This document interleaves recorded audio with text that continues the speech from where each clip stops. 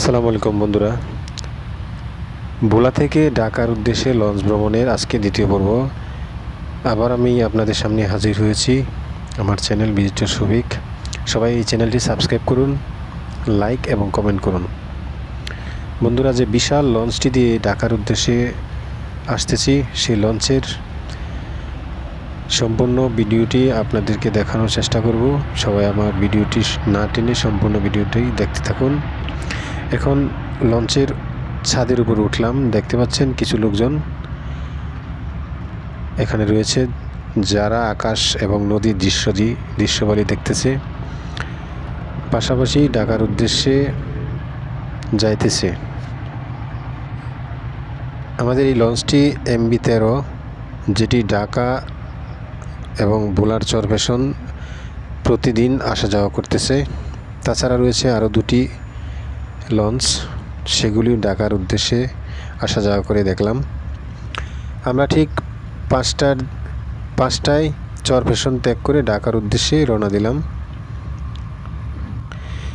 কিছুক্ষণ আগে ভোলার বুরহানুদ্দিন থানার একটি ঘাট ত্যাগ করে ঢাকার উদ্দেশ্যে আবার ছুটে চললাম। এদিকে আবার আকাশটা মেঘলা মেঘলা দেখাচ্ছে, বৃষ্টি হতে পারে।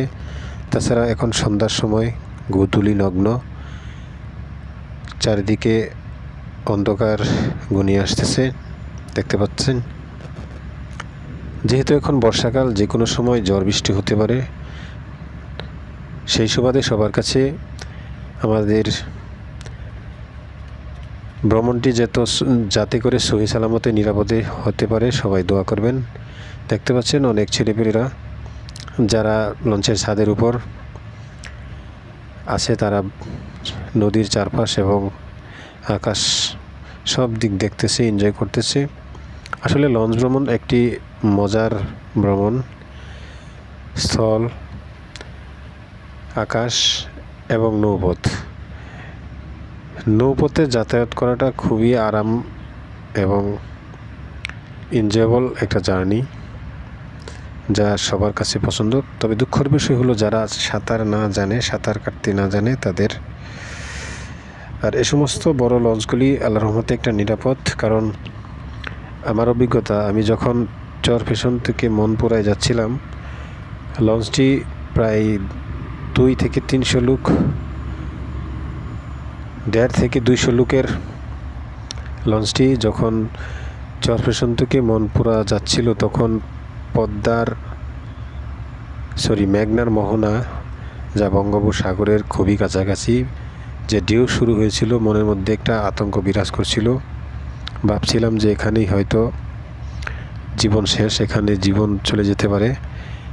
লোকজন চিৎকার দিয়ে উঠছিল, চেঁচামেচি করছিল। দুঃখের বিষয় হলো, তখনকার সময় আমি ভিডিও ধারণ করতে পারিনি। তখন শুধু ভয়ে কাজ করছে, শুধু আল্লাহ আল্লাহ করে নদী পার হলাম। 1 ঘন্টা 20 মিনিটের যাত্রা। যাই হোক, এই সমস্ত লঞ্চ, বিপদ আপদ সবই আল্লাহর হাতে। আল্লাহ যে কোনো সময় যে কারো বিপদ দিতে পারে, আবার উদ্ধার করতে পারে। একটি বিষয় হলো, এই সমস্ত লঞ্চগুলি বিশাল আকৃতির, যা জার্নিতে কোনো ধরনের ভয়ভীতি সহজে হয় না, কারণ নদী দিয়ে যে যাচ্ছে, বোঝাই যাচ্ছে না যে এটা মেঘনা নদী, বাংলাদেশের বিশাল নদী, যে নদীর ইতিহাস অনেক সময় অনেক দুর্ঘটনা ঘটে। বন্ধুরা, দেখতে পাচ্ছেন যে মাছ ধরার নৌকাগুলি ছোট ছোট দেখা যাচ্ছে, মাছ ধরতেছে। আমি জুম করে দেখানোর চেষ্টা করলাম আপনাদেরকে। এই হলো মেঘনা নদী। আর এখানে যে সুস্বাদু মাছগুলি, নদীর মাছগুলি পাওয়া যায়, খেতে খুবই সুস্বাদু। আমার কাছে খুবই ভালো লেগেছে। মন চাচ্ছে যে আবার আসি, আবার এখানের তরতাজা মাছ দিয়ে আবার ভাত খাই।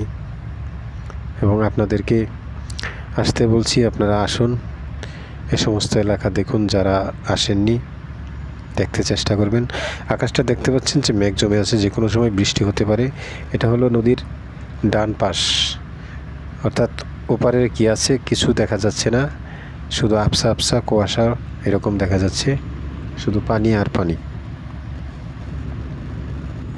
আরেকটা কথা বলে রাখি, আমি এর আগে এই ভিডিওর প্রথম পর্বে বলছিলাম যে ঢাকা থেকে চরপেশন মোট 3টি করে লঞ্চ আসা যাওয়া করে। চরপেশন থেকে বিকেল 5টায় MB-13 এই লঞ্চটি যাত্রা শুরু করে। তার 10 মিনিট পর আরেকটি, এভাবে লঞ্চগুলি ঢাকার উদ্দেশ্যে ছেড়ে যায়। সারা রাত ভ্রমণ করে সারা রাত যেতে যেতে ভোরবেলায়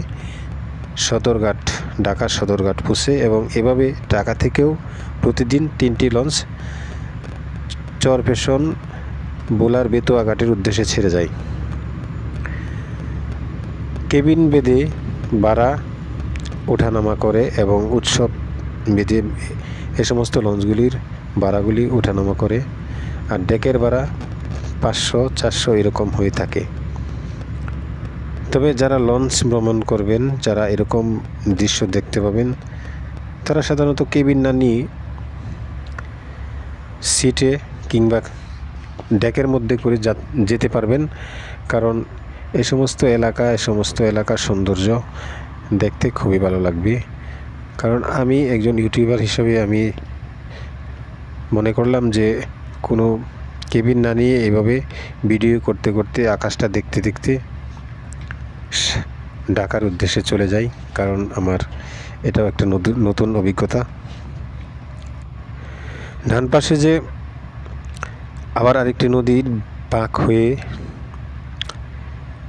সোজা দক্ষিণ দিকে চলে গেছে এরকম মনে হচ্ছে।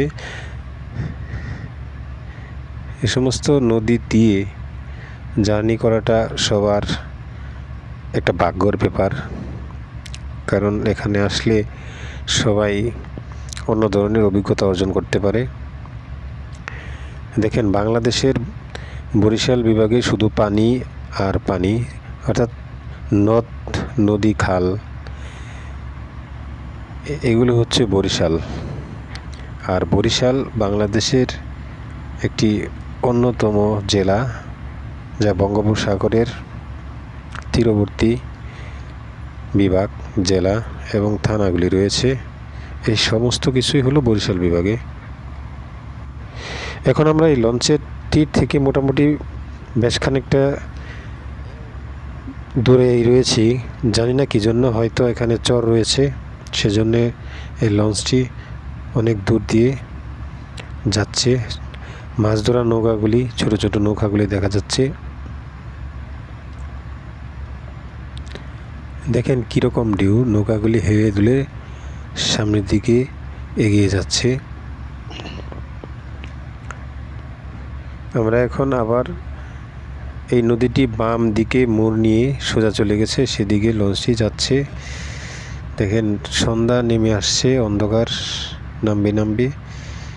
মাগরিবের আজান এখনও দেয়নি, আকাশ মেঘাচ্ছন্ন। সন্ধ্যার সময় দেখতেই পাচ্ছেন যে ভিডিওটি একবারে অন্ধকার, যা স্পষ্ট দেখা যাচ্ছে না।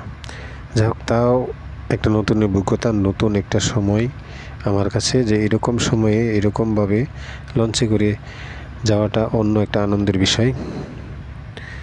দেখেন নদীতে মোটামুটি ভালোই ঢেউ রয়েছে। দেখেন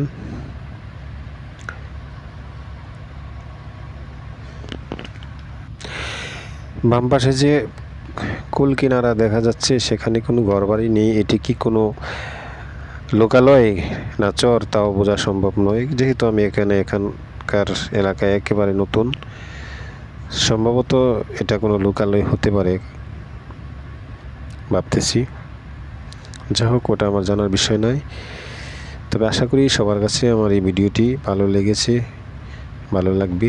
যারা আমার এই ভিডিওটি সম্পূর্ণটা দেখেছেন, সবাইকে ধন্যবাদ জানাচ্ছি, এবং সেই সাথে অনুরোধ করছি আমার পরবর্তী ভিডিওগুলি দেখবেন, পাশে থাকবেন। আপনাদের অনুপ্রেরণায় আমার এই চ্যানেলটি একটি স্বাবলম্বী চ্যানেল হিসেবে গড়তে পারবো ইনশাল্লাহ। সবার সুস্বাস্থ্য কামনা করে এখানেই শেষ করছি, এবং যারা এখনও সাবস্ক্রাইব করেননি, দয়া করে সাবস্ক্রাইব করবেন, লাইক করবেন এবং কমেন্ট করবেন, সেই আশায় রেখে আমি বিদায় নিচ্ছি। আল্লাহ হাফেজ।